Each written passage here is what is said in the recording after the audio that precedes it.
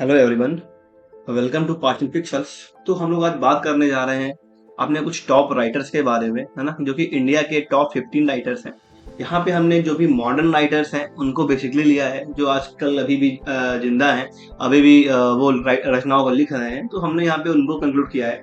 ठीक है, तो बिना टाइम को वेस्ट करते हुए चलिए देखते हैं आज का थॉट क्या है। आज का थॉट कह रहा है कि it doesn't matter how slowly you go as long as you do not stop. है ना, ये मैटर नहीं करता है कि आप कितना धीरे चल रहे हैं, मैटर क्या करता है कि आप कभी भी रुके नहीं। ठीक, तो देखते हैं हमारे अपने पहले राइटर को। इनका नाम है रविंद्रनाथ टैगोर, 1861। ठीक, 1861 में इनका जन्म हुआ और 1941 तक इन्होंने काम किया।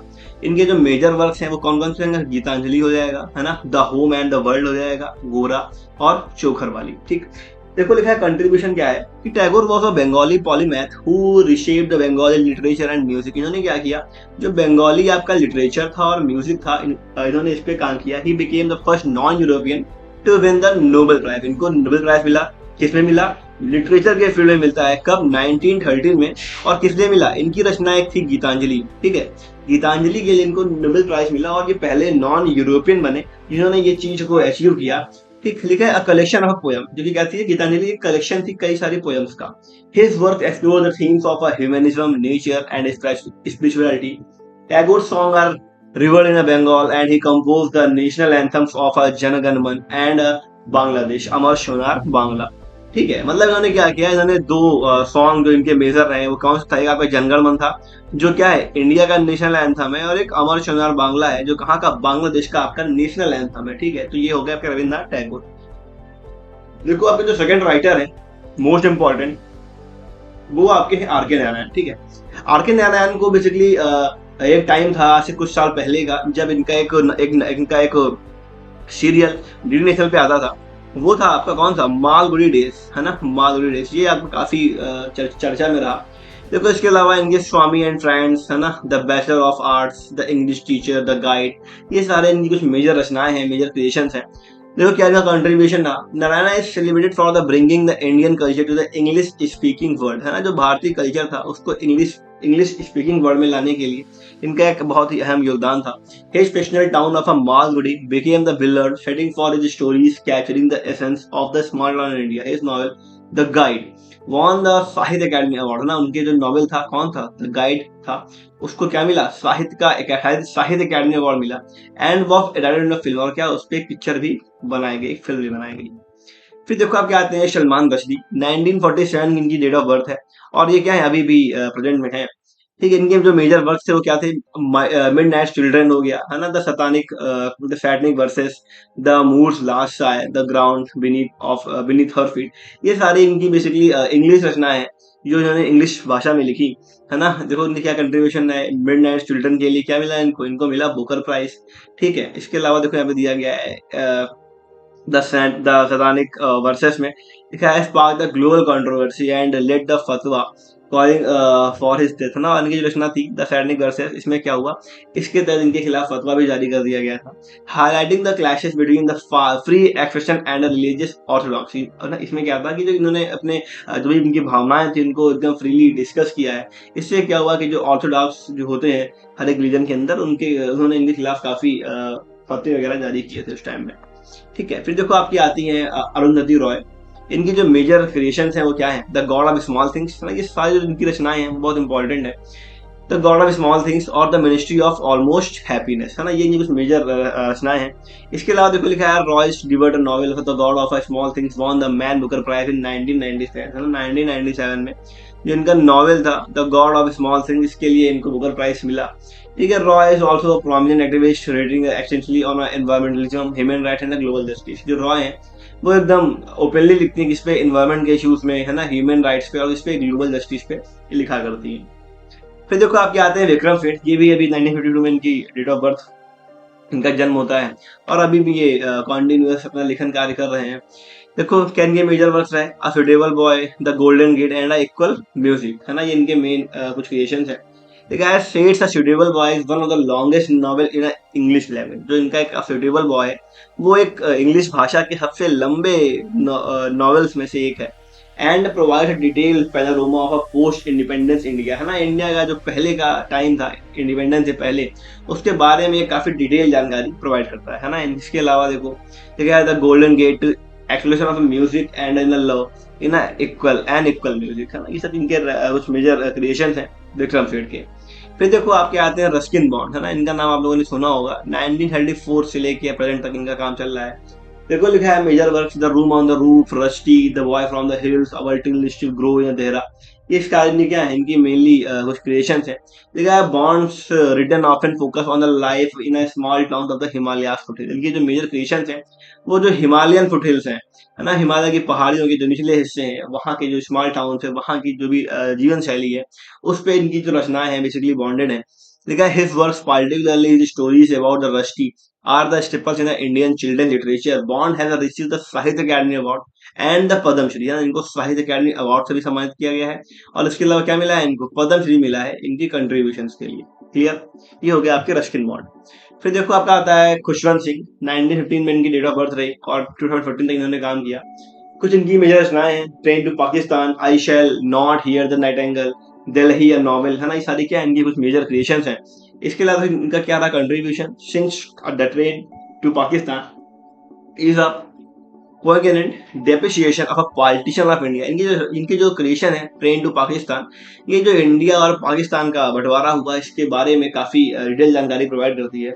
Known for sharp wit and struggler view point, Singh's column and stories have made a significant cultural impact. He received the Padma Vibhushan, इनको क्या मिला, पद्म विभूषण सम्मान इनको सम्मानित किया गया, India second highest children award, है ना। फिर देखो इसके बाद कौन आते हैं, अमिताभ घोष, ये भी 1956 में इनकी डेट ऑफ बर्थ थी और अभी भी ये काम लगातार कर रहे हैं। The shadow lines, the glass of palace, sea of poppies, river of smoke, flood of fire, ये क्या है, ये सारे मेजर क्रिएशंस हैं। ठीक है, देखो इनकी जो रचनाएं सारी हैं, सी ऑफ पॉपीज वगैरह क्या है, वो बताती है किसके बारे में, वो बता रही हैं आपको ओपीएम ट्रेड के बारे में, जो कहाँ चल रही थी, इंडिया, चाइना और कुल पावर्स के बीच में जो इंटरकनेक्शन था उसके बारे में ये आपको बताती है ना, सी ऑफ पॉपीज।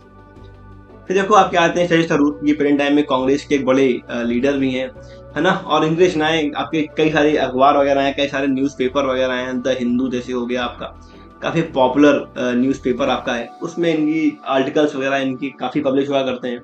देखो द ग्रेट इंडियन नॉवेल, है ना, write a love story in glorious empire, what British did to India, ये सारे क्या है, कुछ मेजर वर्क्स हैं। शायद Tharoor's the great Indian novel reimagine the Mahabharata in the context of a Indian independence movement। इनका जो क्रिएशन है द ग्रेट इंडियन नॉवेल, ये कैसा है, जैसा कि महाभारत कहानी चल रही थी वैसे ही सेम कहानी कैसे इन्होंने कंटेस्ट करा है, उससे इन्होंने जोड़ा है किसको, इंडियन इंडिपेंडेंस मूवमेंट को, है ना। इसके अलावा ये क्या है, एक डिप्लोमेट है और एक पॉलिटिशियन भी है। His work often explored the India's history and politics, blending satire with a serious commentary, है ना। फिर देखो आप क्या आते हैं कौन, अनीता देसाई, है ना, 1937 डेट ऑफ बर्थ, अभी तक ये काम कर रही हैं। देखो क्या इनकी रचना है, इनकी जो मेन क्रिएशन है वो कौन कौन सी हैं, clear light of the day, in a custody, fasting and feasting, है ना, ये सारी इनकी मेजर रचनाएं हैं।